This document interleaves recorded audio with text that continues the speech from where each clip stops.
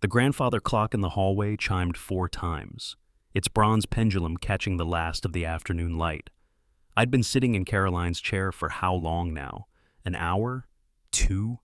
Time moved differently in a house that had suddenly become too large for one person. The blue ceramic mug sat cooling in my hands, the same one Caroline had refused to throw away despite the small chip on the handle. "It gives it character," she used to say, running her thumb over the imperfection, the way she did with everything broken that still had use left in it.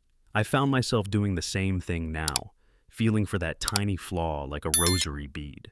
3 days had passed since we buried her. 3 days since I had stood beside the grave in my good Navy suit, the one she'd bought me for David's graduation, while neighbors and cousins spoke in hushed tones about what a fine woman she'd been. They weren't wrong. Caroline had been fine in every sense of the word.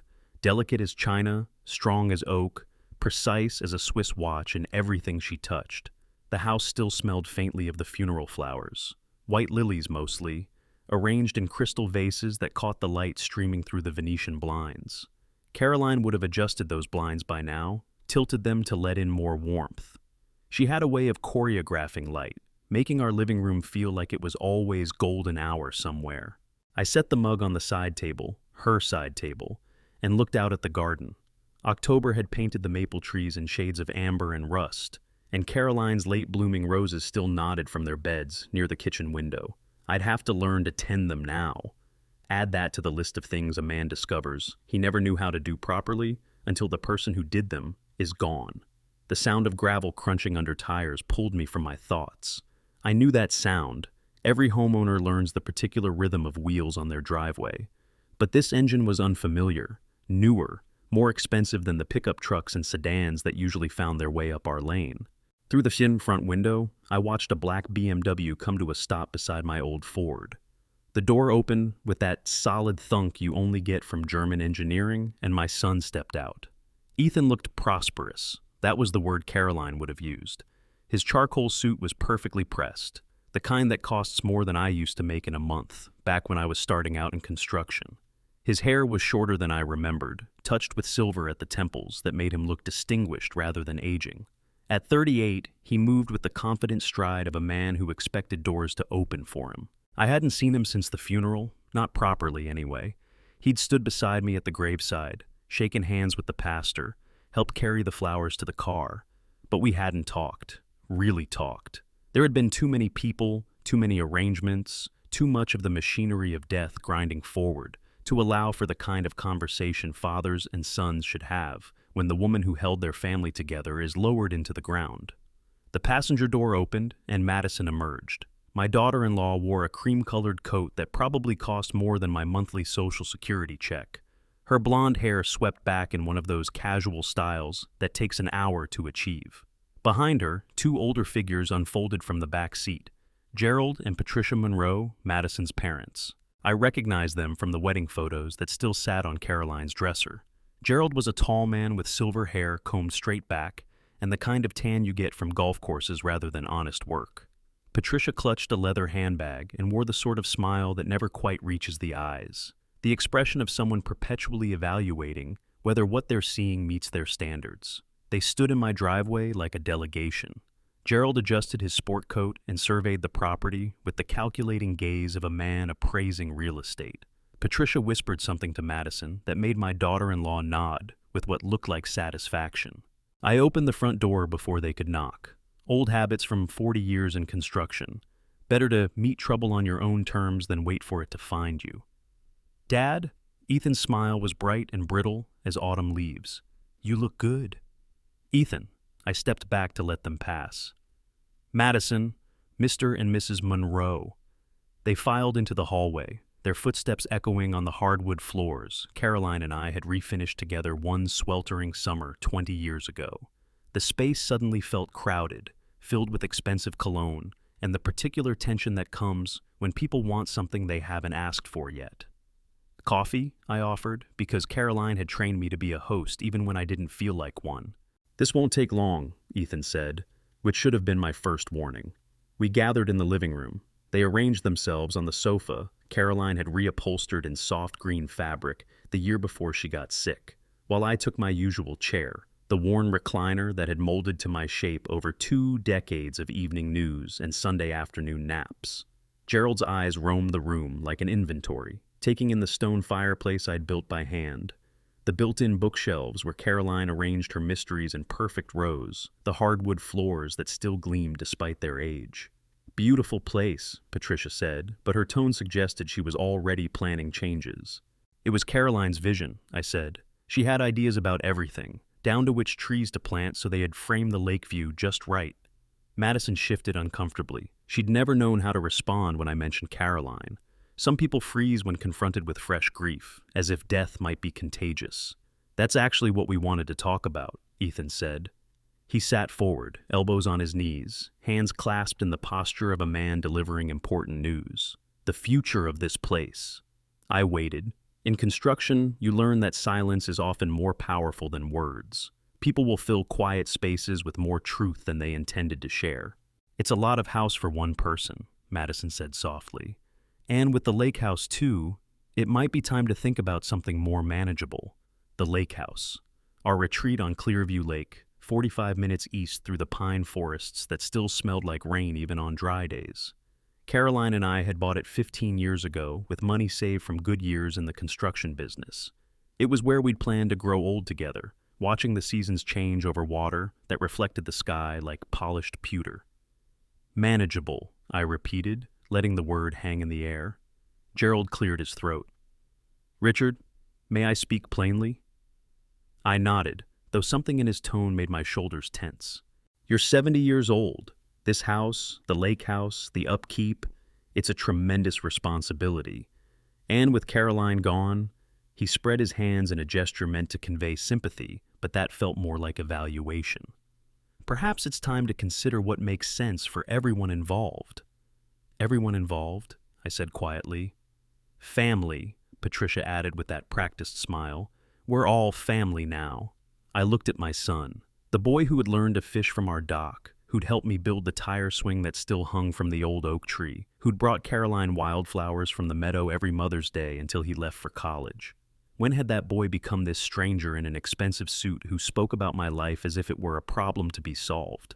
"The thing is, Dad," Ethan continued, his voice taking on that patient tone you'd use with a child, "Gerald and Patricia are between places right now. Their lease is up next month, and with the real estate market the way it is..." Understanding hit me like cold water. I felt my fingers tighten on the arms of the recliner. "You want them to live in the lake house?" "Just temporarily," Madison said quickly, "until they find something permanent." "It makes sense," Gerald added. "The house is just sitting empty most of the time. We'd take good care of it, handle the maintenance, maybe even make some improvements." I studied their faces, the eager anticipation, the barely concealed assumption that this was already decided. They weren't asking. They were informing me of arrangements they'd made among themselves. "And what do I get out of this arrangement?" I asked. "Peace of mind," Ethan said, "knowing the property is being looked after. And Dad, let's be honest. When's the last time you actually used the lake house?"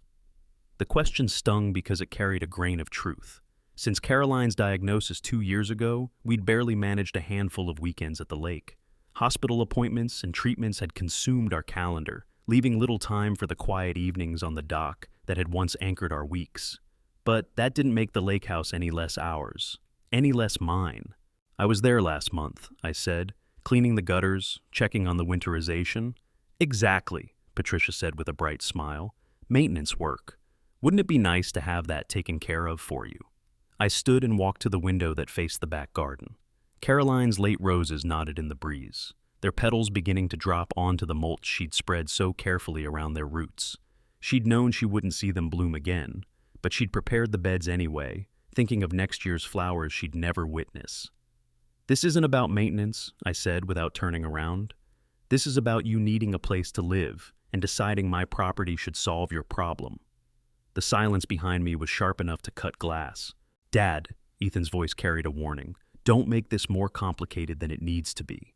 I turned to face them, 4 pairs of eyes watching me, waiting for me to crumble, to accept their logic, to make their lives easier by sacrificing something of mine.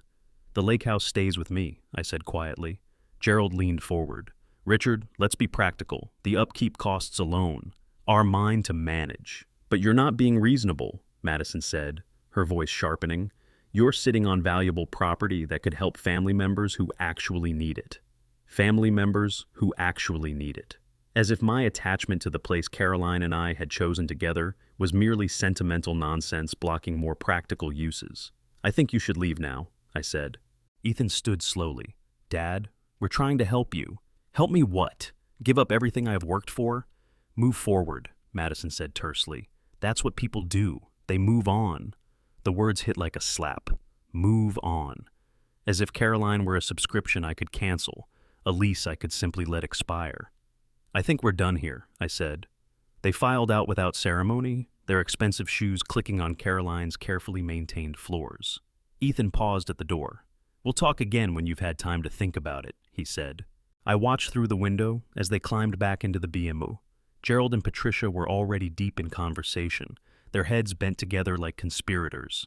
Madison adjusted her rearview mirror with sharp, irritated movements. Only Ethan looked back at the house, at me, his expression unreadable behind the afternoon glare on the windshield. When their taillights disappeared around the bend, I stood alone in the sudden silence. The grandfather clock chimed 5 times. Caroline's roses rustled in the wind, and for the first time since the funeral, I felt something besides grief stirring in my chest. I walked to Caroline's desk in the corner of the living room, running my fingers along the smooth cherry wood surface where she'd paid bills and written letters in her precise handwriting. 3 small drawers lined the right side, each one labeled in her neat script: household, medical, personal. The bottom drawer was locked. It had been locked for as long as I could remember, and I'd never thought to ask why.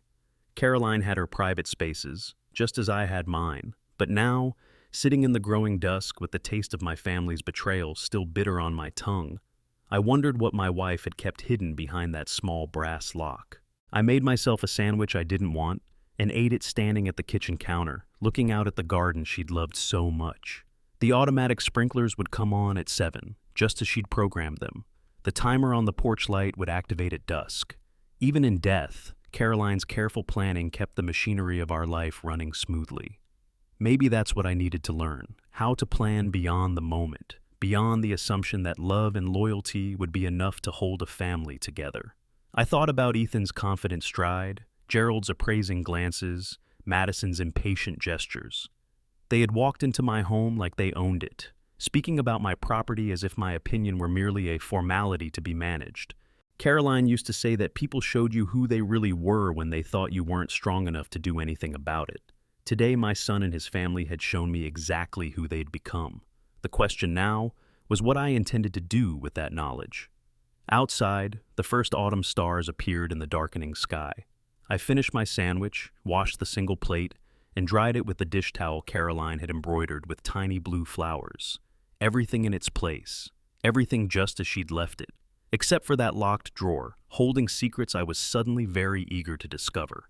Tomorrow, I decided, I'd find out what my wife had really left behind. The morning came gray and cold, with the kind of October light that makes you think winter is crouching just beyond the tree line, waiting. I woke in our bed, my bed now, to the absence of Caroline's breathing, the empty space where her warmth used to be. Some habits die hard. I still made coffee for 2, still set out 2 plates before catching myself and putting one back in the cabinet. The house felt different after yesterday's visit, not just quiet, but expectant, like it was holding its breath to see what would happen next. I walked through the rooms Caroline and I had furnished together, seeing them with new eyes. The antique sideboard we'd bought at an estate sale in Millfield, the Persian rug she'd found at that little shop in Burlington, insisting it would tie the whole room together. The wedding china displayed in the hutch I'd built with my own hands the year Ethan turned 16. All of it suddenly felt fragile, temporary, like artifacts in a museum that someone had decided to relocate. I was sitting at the kitchen table with my second cup of coffee when my phone buzzed, a text message from Ethan. Dad, talk to a real estate agent friend. Lake House could appraise for $450K. We should discuss options. Call me. I stared at the screen until the words blurred. Options. As if our 15 years of weekends at the lake, of morning coffee on the dock, watching the mist rise off the water, of Caroline reading mysteries in the porch swing while I cleaned fish for dinner, as if all of that could be reduced to a dollar amount and a list of options. I didn't call him back. Instead, I drove to Henderson's Hardware, where I had bought supplies for countless home projects over the years. Tom Henderson was behind the counter, as he'd been for 40 years, his apron stained with the honest dirt of useful work. "Richard," he said, looking up from an invoice. "Haven't seen you since Caroline's service. How are you managing?" "Getting by." I picked up a package of wood screws, not because I needed them, but because I needed something to do with my hands. "Tom, you ever have family try to tell you what to do with your own property?" His weathered face creased into a knowing smile. "Son, I've been married to Betty for 43 years and raised 4 kids. Family's got more opinions than a town council meeting." He leaned forward, lowering his voice. "This about Ethan? Small towns? Everyone knows everyone's business before you know it yourself. He thinks I should let Madison's parents live at the lake house. Temporarily, he says." Tom snorted.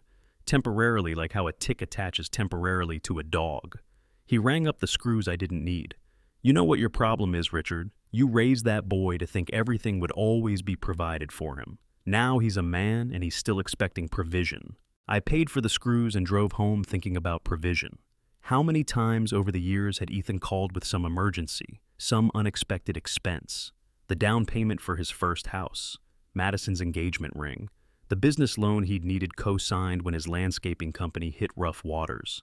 Each time, Caroline and I had said yes because that's what parents do. You help your children. But when does help become enabling? When does love become weakness?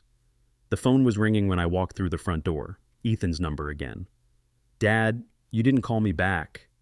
"I'm thinking about what you said." "Good.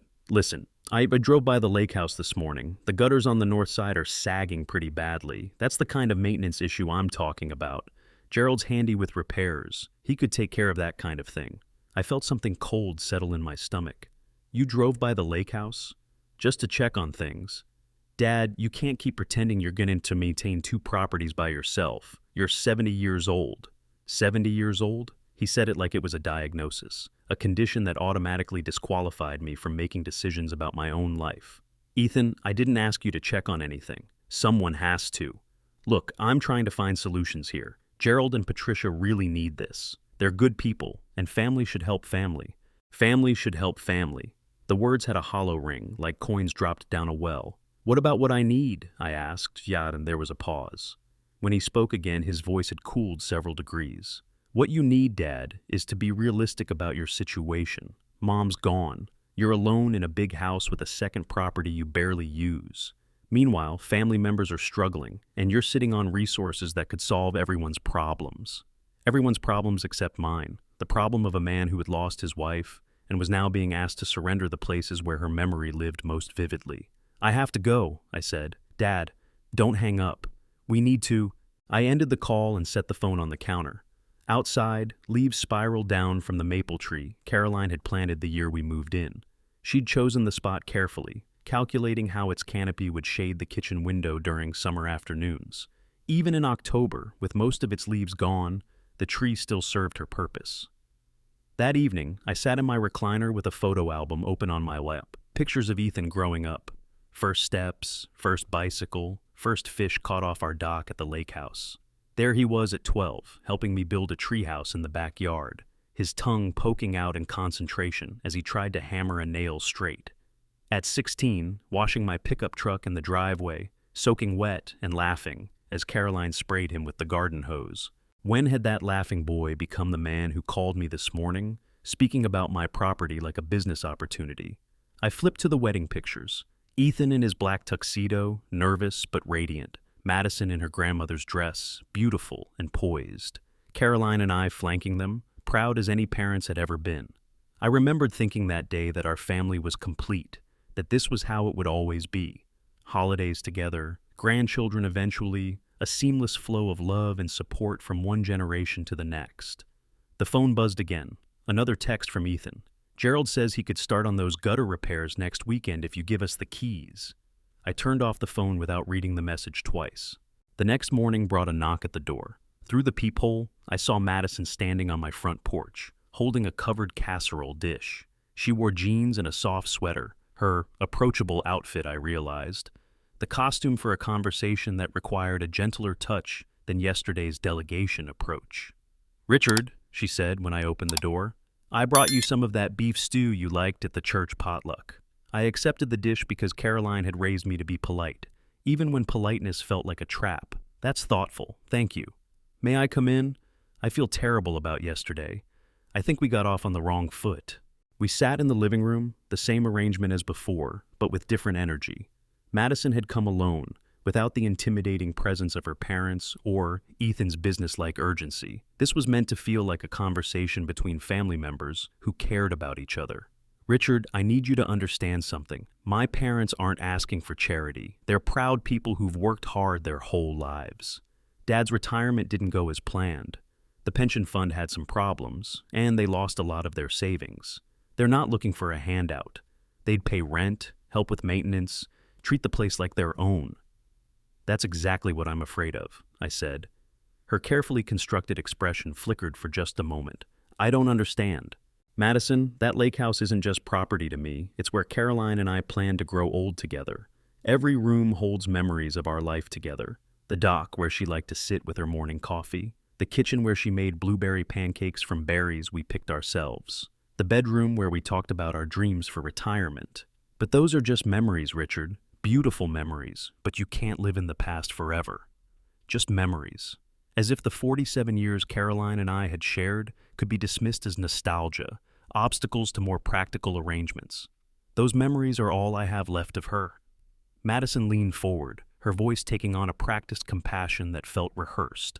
"But wouldn't Caroline want you to help family? Wouldn't she want the lake house to be useful, to serve a purpose?"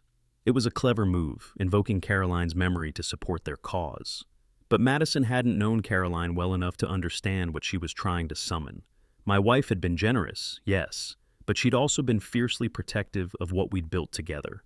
She wouldn't have wanted strangers, even family strangers, rearranging our life's work. "Caroline would want me to do what felt right," I said, "not what felt convenient." Madison's mask slipped further. "Richard, be honest. When's the last time you actually spent a weekend at the lake? Since Caroline got sick, you've barely been there." "I was there last month. For maintenance. That's not the same as living." She was right, and we both knew it. Since Caroline's diagnosis, the lake house had become more museum than home, a place I visited to maintain rather than inhabit. But that didn't mean I was ready to let someone else inhabit it instead. "I need time to think," I said. "Of course." Madison stood, smoothing her sweater. "But Richard, please don't take too long. My parents' lease expires at the end of the month. If they can't move to the lake house, they'll have to make other arrangements, and their options are limited." After she left, I heated the stew she'd brought and found it perfectly seasoned, expertly prepared. Madison was a good cook, a thoughtful neighbor, a dutiful daughter-in-law. Under different circumstances, I might have been grateful for her concern, but I couldn't shake the feeling that I was being managed, that every gesture of kindness was calculated to soften my resistance to plans made without my input. That afternoon, I drove to the lake house. The 45-minute drive through pine forests had always been a transition from the everyday world to our private sanctuary. Caroline used to roll down the windows and breathe deeply, saying the air smelled like possibility. Today it just smelled like autumn, dying leaves and wood smoke from distant chimneys. The lake house sat on 2 acres of waterfront, a modest cedar-shake cottage that looked like it had grown naturally from the shoreline. Caroline and I had spent 15 years making it ours. The screened porch where we ate breakfast, watching the sunrise paint the lake gold, the dock I'd rebuilt twice after winter storms, the flower beds she'd planted with native wildflowers that bloomed in carefully orchestrated succession from April through September. Ethan was right about the gutters. The north side sagged noticeably, pulled away from the roofline by the weight of accumulated leaves and debris. It was the kind of repair I could handle myself with a ladder and an afternoon's work. But at 70, some jobs had become more daunting than they used to be. I unlocked the front door, still using my own key for now, and stepped into the familiar smell of cedar and lake air. The furniture was covered with sheets for the winter, making the rooms look like a collection of ghosts. I pulled the sheet off Caroline's favorite reading chair, the one positioned to catch the morning light from the east window, and sat down. This was where she'd been sitting the morning she told me about the diagnosis. Not in our main house surrounded by the medical appointments and insurance forms that would soon dominate our lives, but here in this quiet chair overlooking the water that had always calmed her. "Whatever happens," she'd said, "promise me this place will stay ours." I'd promised. Now keeping that promise meant disappointing a son who'd apparently forgotten what promises to his mother were worth. My phone buzzed, a text from a number I didn't recognize. "Mr. Dalton, this is Gerald Monroe. Madison gave me your number. I wanted to thank you for considering our situation. I know this is difficult. If it helps, I'd be happy to handle all the maintenance issues. Gutters, dock repairs, winterization. Consider it rent. All the maintenance issues. As if the place were falling apart. As if I were incapable of caring for property I had maintained successfully for 15 years. I turned off the phone and sat in Caroline's chair until the sun set over the lake, painting the water in shades of copper and gold. A loon called from somewhere across the water, its voice lonely and wild. Caroline had loved that sound, had said it reminded her that some things remained unchanged even as the world grew more complicated around them. When I finally locked up and drove home, I knew two things with absolute certainty.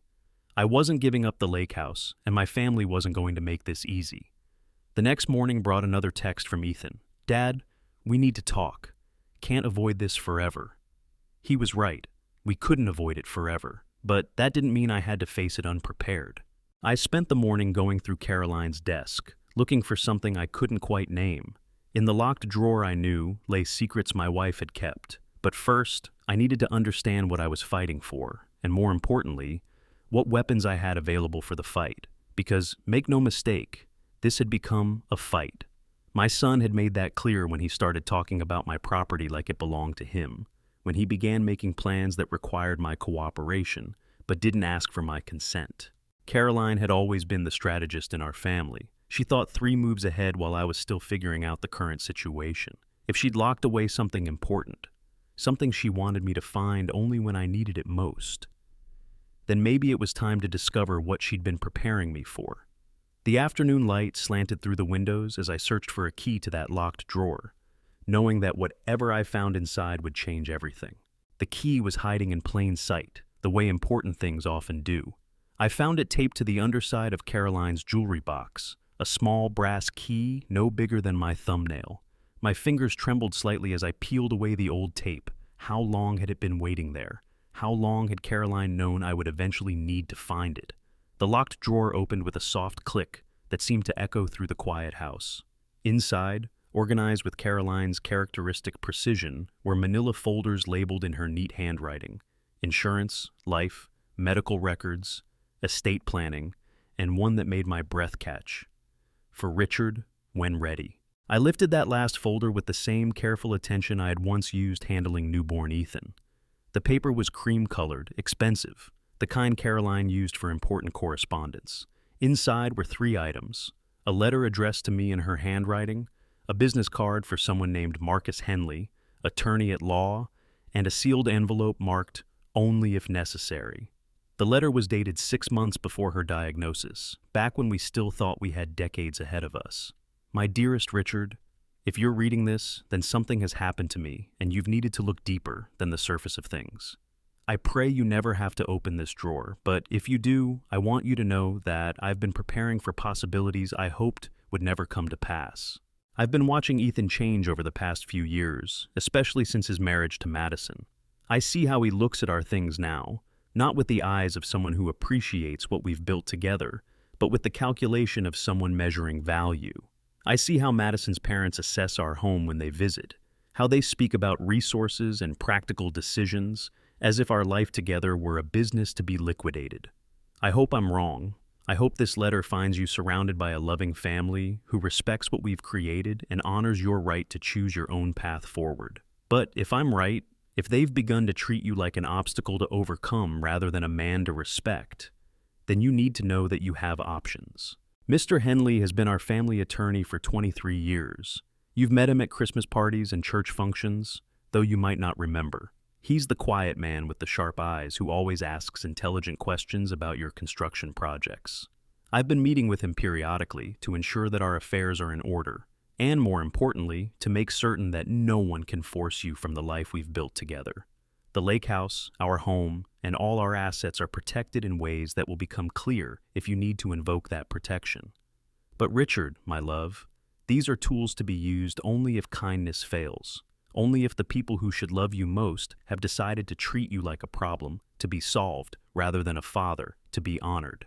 I've enclosed Mr. Henley's card. If you need him, call. If you're reading this letter at all, you probably need him. The sealed envelope contains information I hope you'll never need to use. It's insurance against the worst-case scenario, evidence of conversations I've overheard, documents I've copied, preparations I've made. If someone tries to claim you're not capable of making your own decisions, or if they attempt to take what belongs to you through legal manipulation, you'll find everything you need to defend yourself. I love you more than the lake loves the shore, more than the roses love the morning sun. Fight for what we built together, but don't let the fighting consume what's left of your peace.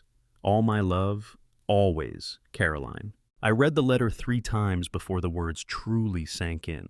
Caroline had known. Somehow, she'd seen the betrayal coming before I'd recognized it myself. While I'd been focused on her illness, on treatments and appointments and the daily machinery of caring for someone you love, she'd been preparing for a war I hadn't even known was brewing. The business card was worn at the edges, as if Caroline had handled it frequently. Marcus Henley's office was in Burlington, 40 minutes away. I'd met him exactly as Caroline described, a quiet man at social functions who asked thoughtful questions and listened more than he spoke. I'd never thought of him as our attorney, but apparently Caroline had been thinking several moves ahead while I was still trying to understand the current position. I didn't open the sealed envelope, not yet. Some weapons should only be drawn when you're certain the battle has truly begun.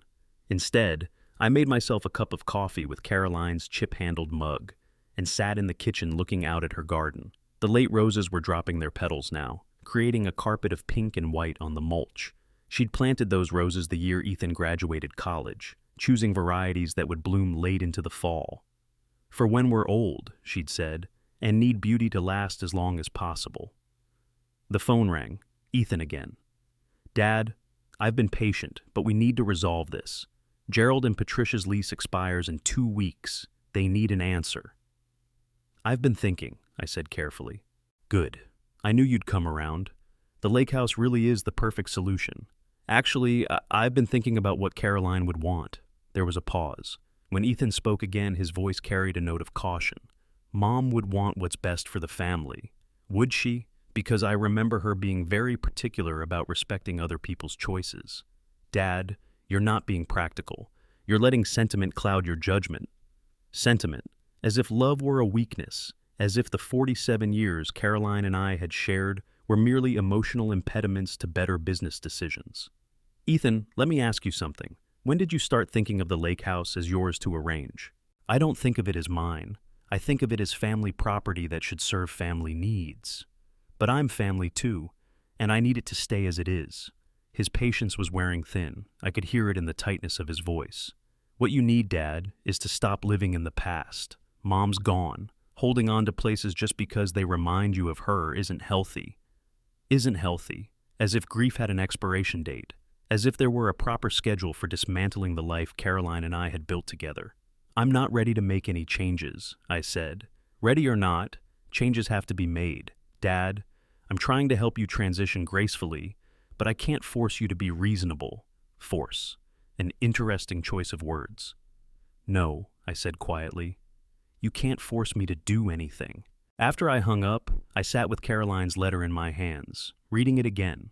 She'd seen this coming. The pressure, the manipulation disguised as concern, the assumption that I would eventually surrender to their superior logic. But she'd also seen something else. That I would need to fight for what we'd built together.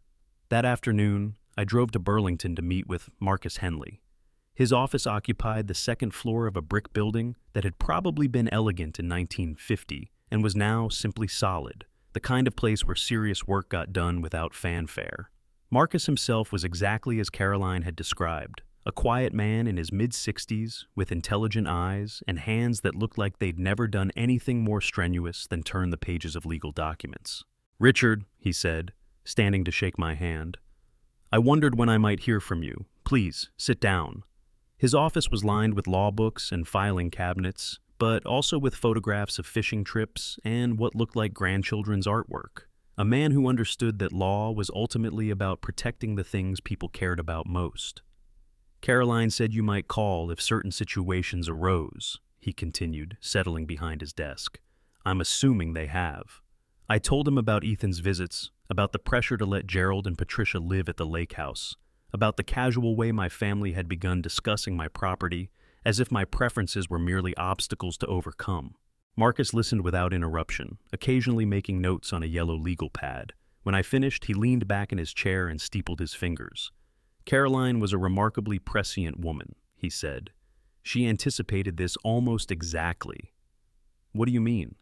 He pulled a thick folder from his desk drawer. We spent considerable time over the past several years putting certain protections in place. Your assets are held in a revocable living trust, with you as the sole trustee during your lifetime. That means no one, not even family members, can force you to sell, transfer, or encumber any of your property without your explicit written consent. But after I die, the trust becomes irrevocable. Your son inherits, yes, but only after certain conditions are met. Conditions designed to ensure that he's inheriting for the right reasons, not simply to liquidate assets for immediate gain.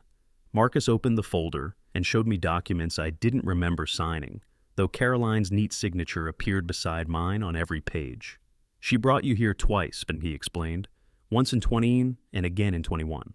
You were recovering from your heart surgery the second time, and she said you might not remember the visit clearly, but you were quite lucid about your wishes, that your property should remain intact during your lifetime, and pass to Ethan only when he demonstrated genuine appreciation for what you'd built together. I stared at the signatures, my own handwriting, somehow unfamiliar.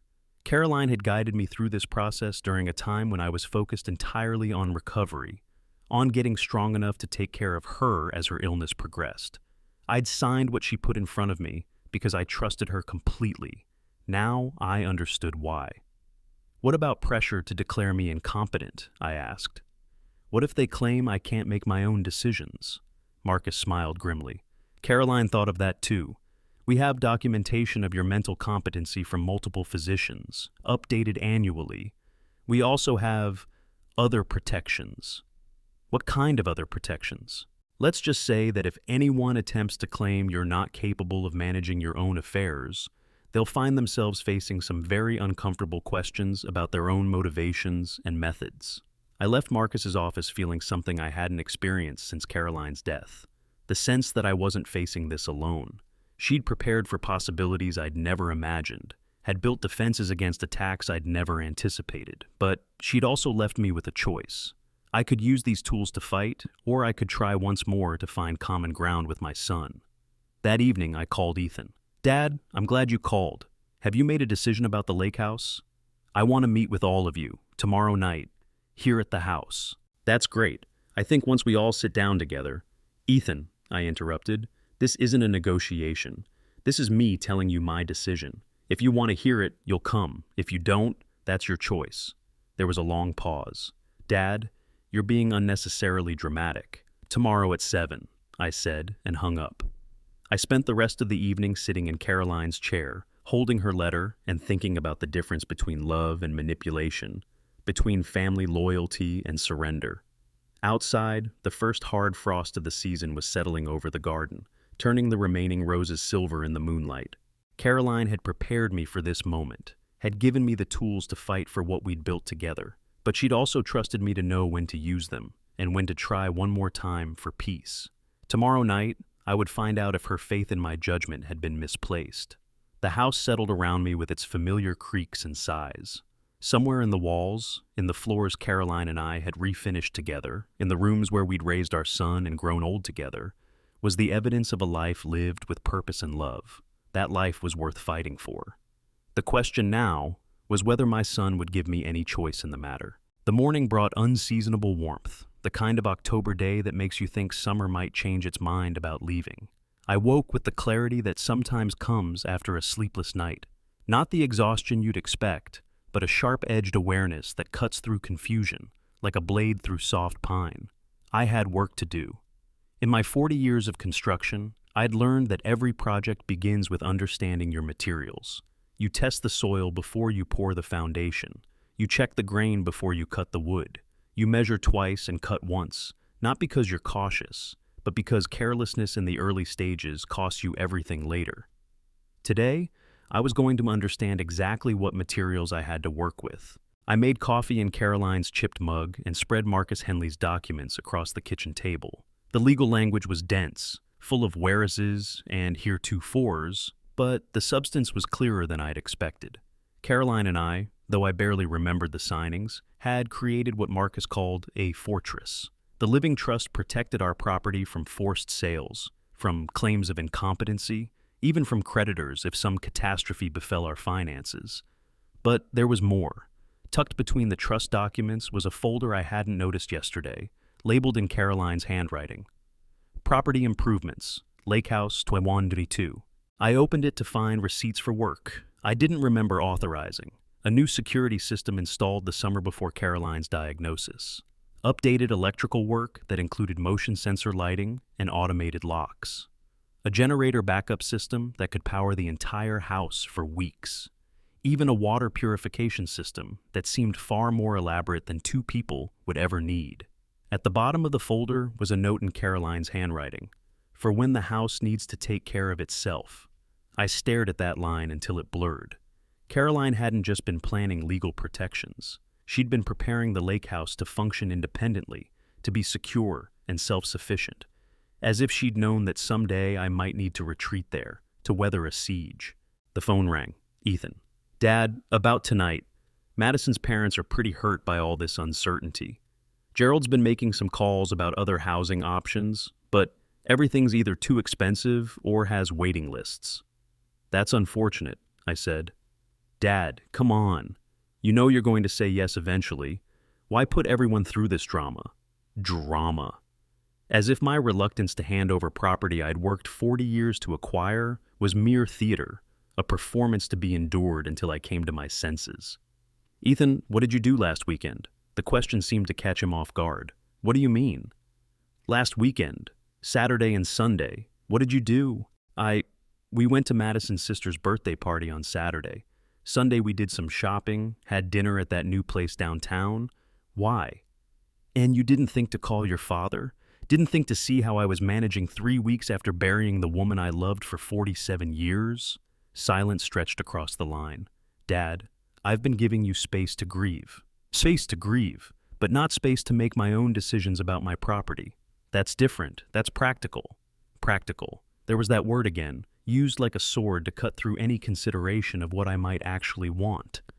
I'll see you at 7, I said, and ended the call. I spent the afternoon at the lake house, ostensibly checking on the new security system, but really trying to understand what Caroline had been preparing for. The control panel in the front closet looked like something from a starship. Cameras covering every approach, motion sensors throughout the house, even alerts for when windows or doors were opened. The system was already activated, though I didn't remember turning it on. When I checked the logs, I found entries from the past 2 weeks. Motion detected, front path, 3:47 p.m. Tuesday. Window sensor activated, east bedroom, 6:23 a.m. Saturday. Someone had been here, multiple times. I checked the physical locks and found scratches around the deadbolt that hadn't been there the last time I visited. Fresh scratches, as if someone had been trying keys that didn't quite fit. The generator in the basement hummed quietly, keeping the batteries charged. The water system showed full reserves. Caroline had turned this place into a bunker, though she'd disguised it as routine maintenance. Back home, I opened the sealed envelope Caroline had left, the one marked, "Only if necessary." Inside were photocopies of text messages between Ethan and Madison, printed from Madison's phone. Caroline had somehow gotten access to conversations I was never meant to see. Ethan. Dad's being stubborn about the lake house. May need to apply more pressure. Madison. Mom and Dad are getting desperate. Their lease is up in 10 days and they've already given notice at their current place. Ethan. He'll come around. He always does. Just needs to feel like it was his idea. Madison. What if he doesn't? Gerald's talking about other options. Ethan. Like what? Madison. Legal options, power of attorney, competency hearings. He's been researching it. The messages were dated 3 days ago. While I had been grieving my wife and trying to process their generous offer to help, they'd been discussing legal strategies to take control of my property whether I agreed or not. I sat in Caroline's chair until the sun went down, holding evidence of my son's betrayal in hands that shook with something between rage and heartbreak. The boy I'd taught to fish, to drive, to swing a hammer properly, he was planning to have me declared incompetent if I didn't surrender to his demands. Caroline had known. Somehow, she'd seen this coming and prepared for it. At exactly 7 o'clock, I heard the familiar crunch of gravel in my driveway. Through the front window, I watched the BMW disgorge its passengers like a diplomatic mission arriving for treaty negotiations. Ethan in his usual expensive suit, Madison carrying a manila folder that probably contained more practical arguments. Gerald and Patricia Monroe looking like people who'd already measured the drapes and were impatient to move in. I opened the door before they could knock. "Right on time," I said. We gathered in the living room, the same arrangement as our previous meetings, but with different energy. They sat on Caroline's green sofa, while I took my recliner. The coffee table between us felt like neutral territory in a war nobody wanted to acknowledge we were fighting. "Dad," Ethan began, "we appreciate you reconsidering this situation." "I haven't reconsidered anything. I've made a decision." Gerald leaned forward eagerly. "We're prepared to discuss terms, rent, maintenance responsibilities, duration of stay." I held up a hand to stop him. "Before we get to my decision, I want to understand something. Madison, when did you start copying my son's text messages?" The color drained from her face. Ethan shot her a look that could have shattered glass. "I don't know what you mean," she said weakly. I pulled out the photocopied messages and read them aloud. The room temperature seemed to drop 20 degrees. Legal options, power of attorney, competency hearings. I looked at Gerald. Quite a lot of research for someone who just needs a temporary place to stay. Gerald's practiced composure cracked. "Richard, you have to understand, we're facing a housing crisis. When people are desperate, they plan to steal from their family members." "Nobody's talking about stealing," Ethan said, but his voice lacked conviction. "Aren't you? Because from where I sit, this looks like a coordinated campaign to separate me from my property, one way or another." I stood and walked to Caroline's desk, returning with Marcus Henley's card. "Marcus sends his regards, by the way." Apparently, Caroline spent considerable time preparing for exactly this conversation. The silence that followed was profound. Even the grandfather clock seemed to hold its breath. Patricia finally spoke, her voice thin with barely controlled anger. "You had us investigated?" "Caroline did. Years ago. She saw this coming before I did." I returned to my chair and looked at each of them in turn. These people who had sat in my living room and spoken about my property as if my consent were merely a formality to be managed. "Here's my decision," I said quietly. "The lake house remains mine until I die. If you need housing, you'll find it somewhere else. If you attempt any legal action to claim I'm incompetent, you'll discover that Caroline prepared for that possibility as well. And if any of you set foot on my property without invitation, you'll be trespassing." Gerald stood abruptly. "This is unconscionable. We're family. Family doesn't plot to steal from each other. We weren't stealing. What would you call it?" I pulled out another document from Marcus's folder. "Because I have here a copy of the power of attorney paperwork you've already had prepared. All it needs is my signature and 2 witnesses claiming I'm not mentally competent to manage my own affairs." Gerald's mouth opened and closed like a fish pulled from water. Ethan found his voice first. "Dad, you're not being reasonable. I'm being exactly as reasonable as the situation requires." Madison was crying now, though whether from genuine emotion or tactical calculation, I couldn't tell. "Richard, please, my parents have nowhere to go. They have the same options everyone else has. They can find a rental, move to senior housing, or ask their other children for help. What they can't do is take what belongs to me." I stood again, making it clear the meeting was over. "I think we're done here." They filed out like mourners leaving a funeral. Their plans collapsed, their assumptions shattered. Ethan lingered at the door. "This isn't over, Dad." "Yes, it is.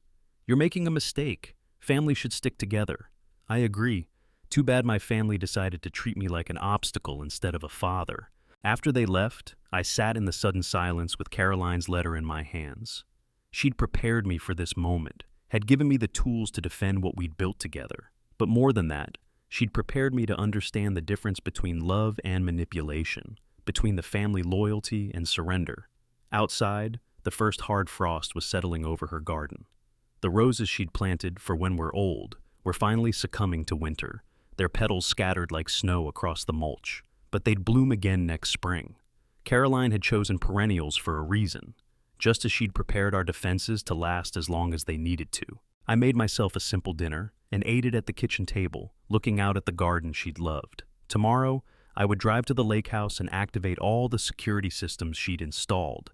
I would change the locks again and make sure the cameras were recording, because if tonight had taught me anything, it was that my son wasn't done trying to take what he considered rightfully his.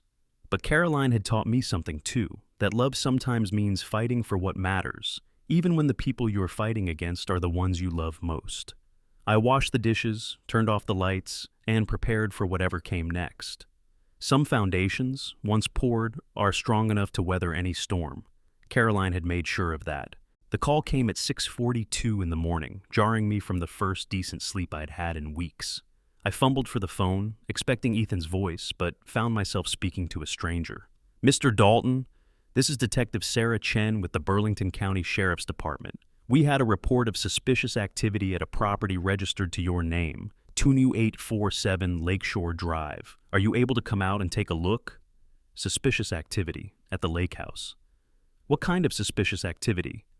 Neighbor called in around midnight. Said they saw flashlights moving around inside the house, but no cars in the driveway.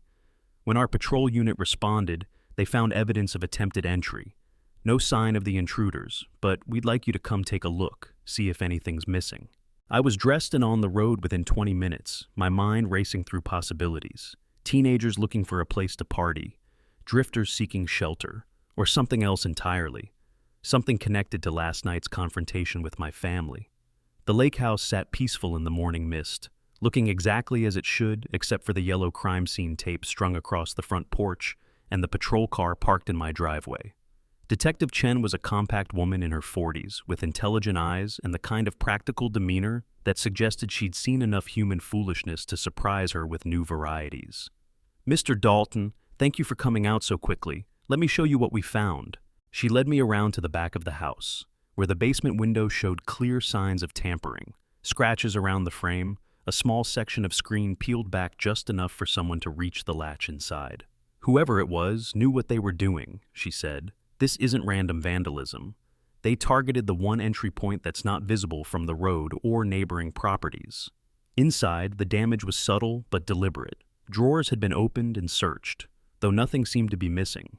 Papers had been shuffled through with enough care that most people might not have noticed the disturbance. But I'd spent years organizing these spaces with Caroline, and I could see the signs of systematic searching.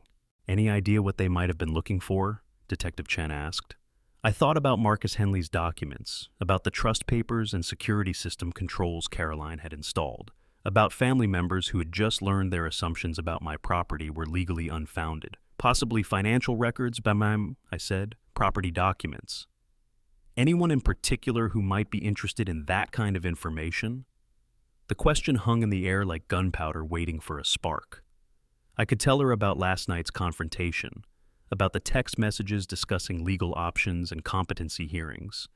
I could mention family members who had suddenly discovered an urgent need to access my property. Instead, I said, "I'll need to do a more thorough inventory before I can say what's missing." Detective Chen nodded, though her eyes suggested she understood more than I was saying. "We'll increase patrols in this area for the next few weeks. In the meantime, you might want to consider upgrading your security system, if she only knew." After the police left, I spent an hour checking Caroline's hidden security upgrades. The basement entry had triggered multiple sensors, and the digital recordings showed exactly what I'd suspected. 3 figures in dark clothing, moving with purpose through my house. The camera angles didn't capture faces clearly, but body language told its own story. These weren't random burglars. They moved like people familiar with the property, checking specific locations with the efficiency of someone following a plan. The most telling detail was what they had focused on: Caroline's desk, the filing cabinets where we kept property records, the closet where the security system controls were hidden. They had found the control panel, though the passwords had kept them from accessing the footage they were probably trying to erase. My phone rang. "Ethan." "Dad, I heard about the break-in. Are you all right?" His concern sounded genuine, but then again, Ethan had always been good at sounding genuine when it served his purposes. "I'm fine. House is secure. Thank God. Have they caught whoever did it?" "Not yet." "Dad, this is exactly what I have been worried about. You're out there alone, vulnerable. What if you'd been staying at the lake house when this happened?" "But I wasn't." "This time, but what about next time? Dad, you need to seriously consider whether maintaining two properties is worth the risk." There it was, the pivot from concern to opportunity, as smooth as silk. My son had heard about the break-in and immediately saw it as leverage in his ongoing campaign to separate me from my property. "I'm upgrading the security," I said. "Security systems aren't enough if you're not there to monitor them." "Dad, please, just think about it. Maybe this is the universe telling you it's time to simplify your life." The universe. Or maybe it was family members who'd decided to create their own opportunities when legal persuasion failed. "I have to go," I said. "Dad, wait. I know last night was tense, but we're still family. If you need help dealing with this situation..." "What I need," I said quietly, "is for my family to respect my decisions instead of trying to sabotage them." The silence that followed was loaded with meaning neither of us wanted to acknowledge directly. "I don't know what you're implying," Ethan said finally. "I'm not implying anything. I'm stating a fact. Someone broke into my house looking for specific documents. Someone who knew exactly where to look. You can't seriously think..." "I'll talk to you later, Ethan." I ended the call and stood in the violated quiet of the lake house, looking out at water that reflected the morning sky like polished steel. Caroline had loved this view, had chosen this spot for the desk where she paid bills and wrote letters precisely because it overlooked the lake that brought her peace. Now that peace felt fragile, compromised by the knowledge that people I should trust most had become people I needed to guard against. That afternoon, I drove to Henderson's Hardware and bought materials I never thought I'd need. Additional deadbolts, window sensors, a safe for important documents. Tom Henderson rang up the purchases without comment, though his weathered face carried the expression of a man who had seen enough family disputes to recognize the warning signs. "You know, Richard," he said as I loaded the supplies into my truck, "sometimes the people closest to us are the ones who surprise us most, not always in good ways. That's the truth. Whatever's going on, you remember something. You don't owe anybody your peace of mind, not even family." Back at the main house, I installed the new locks myself, working with the methodical precision that 40 years of construction had trained into my hands. The familiar rhythm of drilling, measuring, and fitting helped calm the anger that had been building since Detective Chen showed me the scratches around the lake house window. As I worked, I thought about the boy Ethan had been, curious, eager to help, content to spend hours in my workshop, learning the difference between a Phillips head and a flathead screwdriver.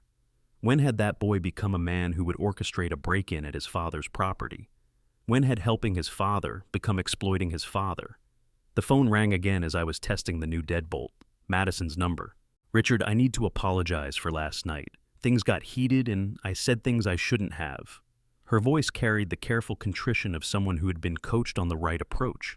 Gerald or Patricia, probably, strategizing their next move after the frontal assault failed. "Things did get heated," I agreed. "The truth is, my parents are scared. They're facing retirement with a lot less security than they planned for. And when you've worked hard your whole life, the idea of being homeless is, well, it's terrifying. Homeless. As if the only alternatives were my lake house or living under a bridge." "I understand their fear," I said, "but fear doesn't give them the right to take what belongs to someone else." "Of course not. But Richard, couldn't we find some kind of compromise? Maybe they could stay just through the winter, give them time to find something permanent? A compromise. The classic strategy when the initial demand fails, ask for less while keeping the goal the same. Get them established in the lake house, let them claim residency, create a situation where removing them becomes legally complicated." "Madison, let me ask you something. Who suggested the break-in?" The question hit her like a physical blow. I could hear her sharp intake of breath, the fumbling for a response that wouldn't be an admission. "I don't know what you're talking about. Someone broke into the lake house last night. Someone who knew exactly where I keep important documents, who moved through the house like they'd been there before. Someone who targeted the security system controls and the filing cabinets where property records are stored." "Richard, You can't seriously think we had anything to do with. I think desperate people do desperate things. I think when legal manipulation doesn't work, some people try other approaches. We would never, wouldn't you? Because I have security footage showing 3 people who moved through my house with the familiarity of family members. It was a bluff. The camera angles hadn't provided clear identification, but the sharp silence on the other end suggested it had hit its target. I should go, Madison said finally. Yes, you should. After she hung up, I sat in Caroline's chair with her letter in my hands, reading again her prescient warning about family members who might treat me like an obstacle to overcome rather than a man to respect. She'd seen this coming, the break-in, the pressure, the gradual escalation from persuasion to intimidation to outright violation of my property. She'd prepared the defenses, installed the security systems, documented the legal protections. But she had also left me to make the choice about how far to push back. That evening, I made a decision that would have been unthinkable a month ago. I called Detective Chen. Detective, about that break-in at my lake house. I may have additional information that could help your investigation. I'm listening. I told her about the family pressure, about the text messages discussing legal options, about the systematic way the intruders had searched specific locations. I didn't accuse anyone directly, that would come later if necessary, but I provided enough context for a skilled investigator to understand the landscape. Mr. Dalton, she said when I finished, I want you to understand something. Family disputes that escalate to property crimes rarely de-escalate on their own. If these people are willing to break into your house once, they'll likely try again, and next time, they might not wait until you're not there. The implications hung in the air like smoke from a dangerous fire. What do you recommend? Document everything. Keep records of every contact, every threat, every suspicious incident. And consider staying at the lake house for a while. Let the security systems work for you instead of just protecting empty rooms. After we hung up, I walked through the house Caroline and I had shared for 30 years, looking at it with new eyes. Every room held memories of the life we'd built together, but they also held evidence of vulnerability. Windows that could be forced, doors that could be picked, spaces where an elderly man could be surprised by people who'd decided his preferences no longer mattered. The lake house, with its upgraded security and isolated location, suddenly felt like the safer option. Caroline had prepared it to be a refuge. Maybe it was time to find out how well she'd planned. I packed a bag with enough clothes for a week, gathered the most important documents, and loaded my truck for what felt like a retreat to my own property. The irony wasn't lost on me, driven from my family home by family members who claimed to have my best interests at heart. The drive to the lake house passed in contemplative silence. Behind me was the life Caroline and I had shared. Ahead was the sanctuary she'd prepared for exactly this situation.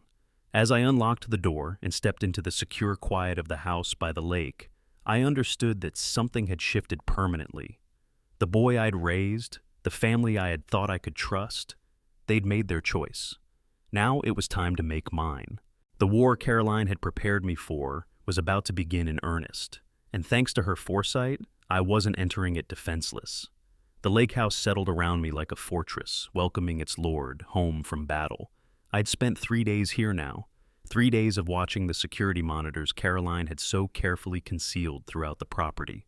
3 days of understanding just how thoroughly she'd prepared for a siege I'd never seen coming. The motion sensors had registered 17 separate incidents since Monday. Cars slowing on the lake road, figures walking the perimeter after dark, even a drone that hovered over the property for 6 minutes before disappearing. Someone was conducting reconnaissance, mapping my defenses with the patience of a military operation. They didn't know about the cameras hidden in the old oak trees, or the audio pickups disguised as birdhouses, or the underground cable that transmitted everything to a server Marcus Henley maintained in his Burlington office. Caroline had built a surveillance network that would have impressed the Pentagon, all disguised as routine maintenance and innocent landscaping. On Thursday morning, the real assault began. I was drinking coffee on the screen porch, watching mist rise from the lake, when my phone rang. The caller ID showed a number I didn't recognize. Mr. Dalton, this is Dr. Sandra Mitchell from Burlington County Adult Protective Services. I've received some concerning reports about your living situation. I wonder if we could arrange a time to speak. Adult Protective Services. The nuclear option Gerald had researched, the one mentioned in those text messages Caroline had somehow intercepted. What kind of concerning reports? I'd prefer to discuss the details in person. Are you available this afternoon? I could come to your residence? Which residence? I have two. There was a pause. I was told you'd been experiencing some confusion about practical matters. Perhaps I should speak with your family about the best location for our meeting. Confusion about practical matters. The language of incompetency proceedings, carefully crafted to sound clinical rather than accusatory. Dr. Mitchell, I'm a 70-year-old man who owned and operated a successful construction business for 40 years. I built both of my houses with my own hands. I maintain all my own financial records, and I've never been more clear about practical matters in my life. What I have been experiencing is pressure from family members who want to claim my property. I understand this is a sensitive situation, Mr. Dalton. That's exactly why Adult Protective Services exists, to ensure that elderly residents aren't being taken advantage of. The irony was so perfect it almost made me laugh. They had called APS to investigate whether I was being taken advantage of, when the real exploitation was coming from the people who had made the call. I'm not available this afternoon, I said. If you need to speak with me, you can arrange an appointment through my attorney. I gave her Marcus Henley's number and ended the call. Within an hour, Marcus was calling me back. Richard, I just got off the phone with APS. Someone, they won't say who, has filed a report claiming you're living in unsafe conditions, that you've been making irrational decisions about your property, and that you may be suffering from dementia or other cognitive impairment. And what did you tell them? That you're under no obligation to submit to their evaluation without a court order, which they'll never get based on the evidence they've presented. But Richard, this is a serious escalation. Whoever filed this report knows exactly how to navigate the system. Gerald Monroe, the man who had been researching legal options, who'd already prepared power of attorney paperwork, who moved through life with the confidence of someone accustomed to manipulating bureaucracies to serve his needs. How long do I have before they can force an evaluation? Legally, they'd need to demonstrate immediate danger to yourself or others, but practically, they can make your life very difficult with unannounced visits, interviews with neighbors, requests for medical records. It's designed to be intrusive enough that most people eventually cooperate just to make it stop. And if I don't cooperate, then we prepare for a hearing where we demonstrate your competency and expose the motivations of whoever filed the complaint. Caroline's documentation will be invaluable. Medical records, financial statements, evidence of your mental acuity over the past several years. After we hung up, I sat on the porch watching a great blue heron hunt in the shallows near my dock. The bird moved with infinite patience, waiting for exactly the right moment to strike. Caroline used to say I could learn something from watching herons, that sometimes the most effective action was no action, that waiting for your opponent to reveal themselves completely was often the wisest strategy. The heron struck, came up with a fish that glittered silver in the morning sun, and flew away to enjoy its victory in private. That afternoon brought another visitor. A white sedan pulled into my driveway, and a woman in her 50s emerged carrying a clipboard and wearing the kind of professional smile that never quite reaches the eyes. Through the security monitors, I watched her walk around the property, taking photos, making notes, testing door handles. I didn't answer when she knocked. Instead, I called Detective Chen. Detective, I have someone on my property right now who appears to be conducting surveillance without permission. White sedan, license plate. I read off the numbers from the security feed. I'll have a patrol unit swing by, but Mr. Dalton, if this is connected to the Adult Protective Services investigation, they may have legal authority to be there. Do they have legal authority to test my door handles and photograph my windows? No, they don't. The patrol car arrived within 10 minutes. I watched through the cameras as the officer had a brief conversation with the woman, who showed him identification and explained her presence. She left without completing whatever assessment she'd been conducting, but not before taking several more photos of the house exterior. The message was clear. They were building a case, documenting anything that could be used to support claims of unsafe living conditions or poor property maintenance. That evening, Ethan called. Dad, I heard APS contacted you. I want you to know that wasn't our idea. Whose idea was it? Gerald's been worried about you living alone out there. After the break-in, He thought maybe an official evaluation would help everyone understand your situation better. An official evaluation to help everyone understand my situation. The language of concern wrapped around the reality of a power grab. And what's your position on this official evaluation? There was a pause. Dad, if you're competent, and I believe you are, then you have nothing to worry about. The evaluation will confirm that, and it'll put everyone's minds at ease. Including yours? I never doubted your competency, Dad, but I do worry about your judgment. My judgment about what? About isolating yourself, about pushing away people who care about you, about making decisions based on grief instead of practical considerations. Practical considerations. The phrase had become a weapon used to dismiss any choice that didn't align with their preferences. Ethan, let me ask you something. Do you remember the summer you turned 16 when we rebuilt the dock together? Of course. Do you remember what I taught you about measuring twice and cutting once? Yes. I measured this situation very carefully before I made my decision. The problem isn't my judgment. The problem is that you don't like the conclusion I reached. Dad, I'm done with this conversation, and I'm done with surprise visits, midnight break-ins, and government agencies being sicked on me by family members who think they know better than I do what's best for my own life. I hung up and walked out onto the dock, breathing in the evening air that still carried hints of summer warmth despite the calendar date. A loon called from somewhere across the lake, its voice wild and lonely. Caroline had loved that sound, had said it reminded her that some things remained constant even as everything else changed. The security system chimed softly from inside the house, another motion sensor triggered by someone moving through the woods that bordered my property. I checked the monitors and saw two figures in dark clothing, staying just at the edge of the camera range, watching the house with the stations of predators waiting for the right moment to strike. I turned on all the exterior floodlights, bathing the property in harsh white illumination that sent the watchers melting back into the forest. But they'd be back. People this desperate, this committed to their plan, didn't give up after a few setbacks. Caroline had prepared me for this moment. The security systems, the legal protections, the documentation, all of it had been leading to this confrontation between what I'd built and what they wanted to take. I made myself a simple dinner and ate it at the kitchen table, looking out at the lake that had given Caroline and me so much peace over the years. Tomorrow would bring new pressures, new attempts to separate me from my property and my autonomy. But tonight, I was exactly where I belonged, surrounded by defenses my wife had built and plans she'd laid with the foresight of someone who understood that the greatest threats sometimes came from within the family itself. The grandfather clock in the living room, the one Caroline had insisted we move here from the main house during our last renovation, chimed 9 times. In the morning, I would call Marcus and begin preparing for whatever legal battle lay ahead. But for now, I sat in the secure quiet of the fortress Caroline had built, protected by her love and her wisdom, ready for whatever came next. They wanted a war? They'd picked one with someone who'd spent 40 years building things to last, guided by a woman who'd planned for every contingency. Let them come. I was ready.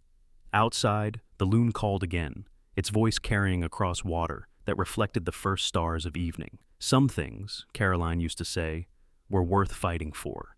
This was one of them.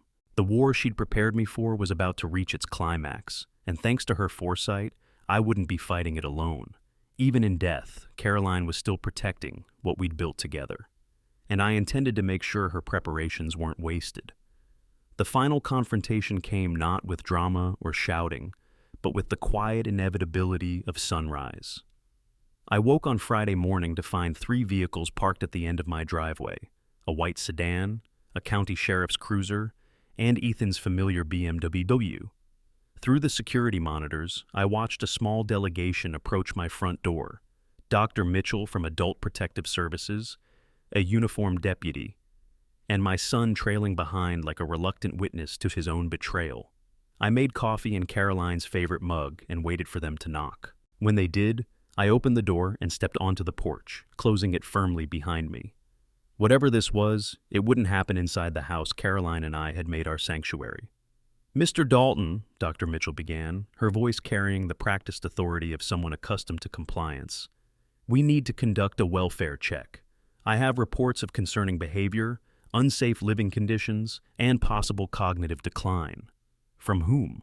She glanced at Ethan, who studied his expensive shoes with sudden fascination. The reports are confidential, but they indicate you've been making irrational decisions about your property, living in isolation, and showing signs of paranoid behavior. Paranoid behavior. I let the words hang in the morning air. Like installing security systems after my house was broken into? Among other things, yes. Mr. Dalton, I'm not here to judge you. I'm here to ensure your safety and well-being. The deputy stepped forward. Sir, this can be easy or it can be difficult. We'd prefer easy. I looked at Ethan, who finally raised his eyes to meet mine. This is what you wanted? Dad, I want you to be safe. If you're competent, the evaluation will show that. And if the evaluation determines I'm not competent, then you'll get the help you need. The help I need.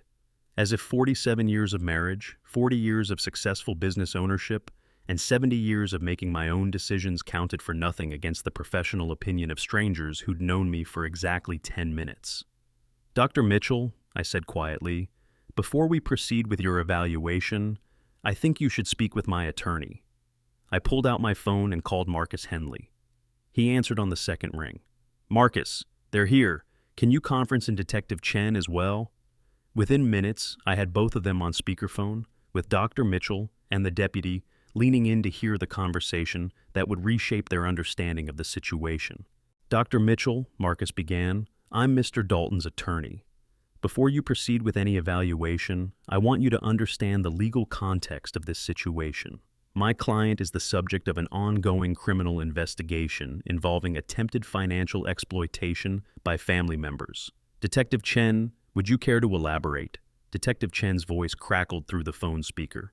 We have evidence of breaking and entering at Mr. Dalton's lake house property, targeted specifically at financial documents and property records. We also have documentation suggesting a coordinated campaign by certain family members to gain control of his assets through questionable means. I watched the color drain from Ethan's face as the detective continued. The Adult Protective Services complaint appears to be part of this pattern, an attempt to use official channels to achieve what couldn't be accomplished through persuasion or illegal entry. Dr. Mitchell's professional demeanor wavered. Are you saying the reports I received were fraudulent? I'm saying they were made by individuals with clear financial motivation to see Mr. Dalton declared incompetent. We'd be very interested in knowing who filed the complaint. The deputy cleared his throat. Ma'am, if there's evidence of abuse of the APS system, we need to document that. Dr. Mitchell looked from the phone to Ethan to me, her careful authority crumbling as she realized she'd been used as a weapon in someone else's war. Mr. Dalton, she said slowly, I apologize. It appears I may have been given incomplete information about your situation. You were given false information by people who wanted you to do their dirty work for them. Marcus's voice filled the awkward silence. Dr. Mitchell, I have extensive documentation of Mr. Dalton's mental competency, including recent medical evaluations and psychological assessments. I also have evidence of the harassment campaign that led to your involvement. If you'd like copies for your files, that won't be necessary. Mr. Dalton, I'm withdrawing the APS investigation pending a review of the complaint source.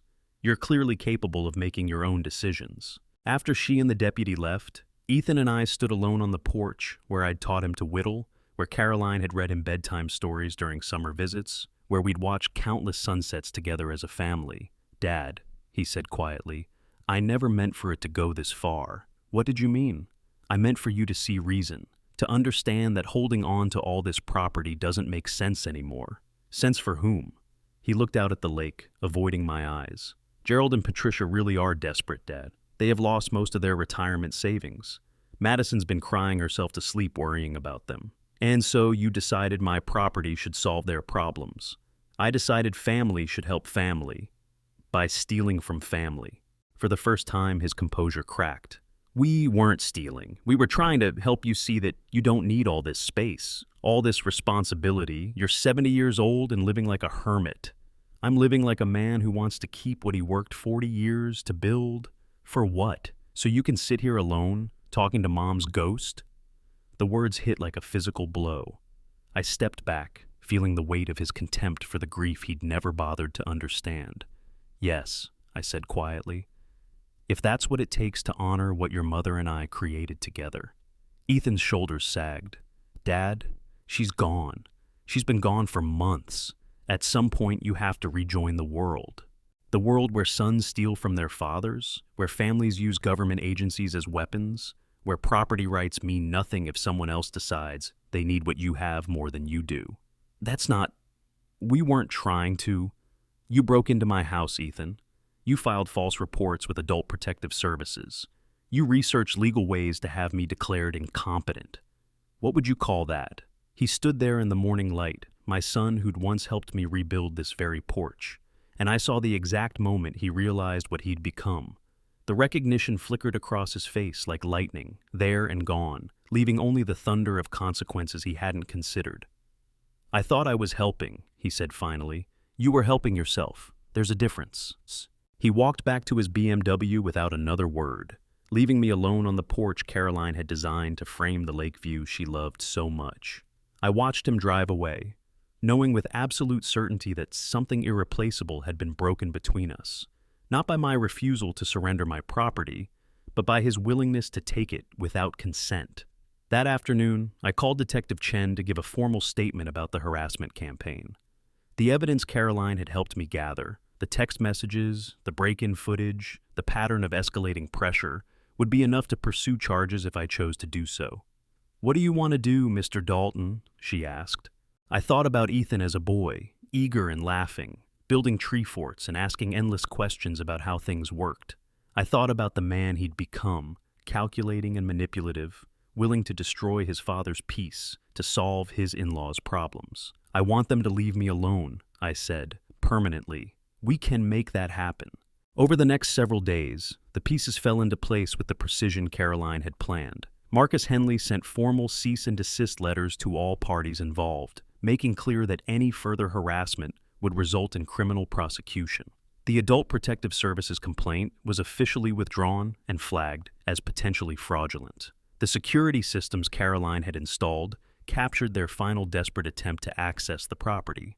Gerald and Patricia trying to pick the lock at 2 a.m., recorded in high-definition digital clarity. I chose not to press charges for the breaking and entering or the APS fraud, not out of forgiveness, but out of indifference. They'd revealed who they truly were, and that knowledge was punishment enough. Prosecuting them would have required me to spend months in courtrooms, relitigating family betrayals for the entertainment of strangers. I had better things to do with whatever time I had left. Instead, I chose peace. I sold the main house, the one where Caroline and I had raised Ethan, where we'd hosted Christmas dinners and anniversary parties, where we'd planned our retirement that would never come to pass. It sold within a week to a young couple with children who would fill it with new laughter and new memories. I kept only what mattered: Caroline's photographs, her books, the rocking chair where she'd nursed Ethan as a baby, and the grandfather clock that had measured our years together. All of it fit comfortably in the lake house, which Caroline had designed to be more than adequate for two people who'd learned to find joy in simple pleasures. I never heard from Ethan again.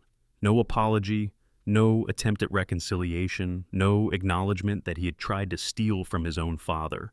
Gerald and Patricia Monroe found other housing arrangements. I neither knew nor cared where.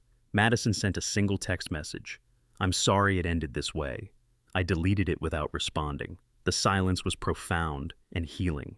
Spring came early that year, and with it, the rebirth of Caroline's garden. The perennials she'd planted began pushing through the soil around the lake house, unfurling in the same careful sequence she'd orchestrated over our 15 years together. Daffodils in March, tulips in April, the wild lupine that grew along the water's edge in May. I tended the garden as she'd taught me, deadheading spent blooms and dividing overcrowded bulbs, learning to read the subtle signs that told you when plants needed water, when they needed space, when they needed to be left alone to do what they'd been created to do. Some evenings, I sat on the dock with a cup of coffee and Caroline's last letter, reading her words as the sun set behind the pines. She'd prepared me for a war I'd never seen coming, had given me the tools to defend what we'd built together, but more than that, she'd prepared me for the peace that followed victory. Fight for what we built together, she'd written, but don't let the fighting consume what's left of your peace. I hadn't. The fighting was over, the defenders victorious, the sanctuary secure. What remained was the quiet satisfaction of a man who'd refused to be broken by people who should have loved him better. On a warm evening in June, exactly 1 year after Caroline's death, I opened a bottle of wine we'd been saving for some special occasion that never came. I poured a glass and carried it to the end of the dock, where Caroline used to sit with her morning coffee, watching the mist rise from water that reflected the sky like polished glass. "We did it," I said aloud, raising the glass to the memory of the woman who had saved me from my own family's greed. "We kept what was ours." A loon called from across the lake, its voice wild and lonely and free, the sound that Caroline had loved, that reminded her some things remained constant even as the world changed around them. I sipped the wine and watched the first stars appear in the darkening sky, knowing that I'd found something rare in this world, perfect peace in a place that belonged entirely to me, protected by the love of a woman who had planned for everything, even her own absence. The grandfather clock chimed 9 times from inside the house, marking another day in a life lived exactly as I chose to live it, surrounded by memories that no one could take, in a home that no one could claim, with a peace that no one could disturb. Caroline had prepared me for war, but she'd also prepared me for the sweetness of victory. This was what it felt like to win completely, not with malice or revenge, but with the quiet dignity of a man who'd refused to surrender what mattered most. Some battles are worth fighting. Some things are worth keeping. Some peace is worth whatever it costs to achieve. I finished the wine as the moon rose over the lake, painting a silver path across water that had witnessed the best years of my marriage, and would now witness whatever years remained to me.